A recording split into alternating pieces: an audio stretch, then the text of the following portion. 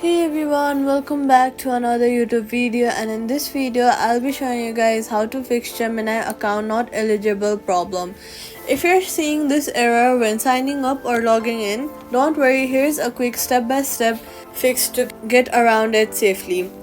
First of all, what you're gonna do is check if Gemini is officially supported in your country. Some Google accounts aren't eligible simply because the service hasn't launched in that region yet.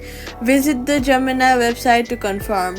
Next, what you're gonna do is make sure you're using a personal Google account or a workspace account with Gemini's access enabled. Some workspace admins block AI tools by default, which can trigger the not eligible message. If you're on a workspace account, ask your admin to enable Google access in the Google admin console. If that's not possible, switch to your personal Gmail account instead.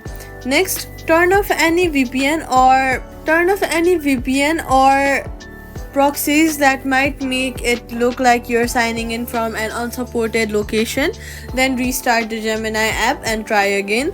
Make sure your Google account is fully verified with up-to-date recovery email, phone number, and no security holes. Privacy tip: always switch or verify accounts directly through the official Google sign-in pop-up. Don't use the unofficial methods or shady links to bypass restrictions. Quick fix: if it still says not eligible, sign out of Gemini, clear Safari cookies, restart your iPhone, then sign in with a supported Google account. If it still fails, use Gemini web version on Safari. It sometimes works even when the app blocks access. And that's it. Subscribe for more quick fixes.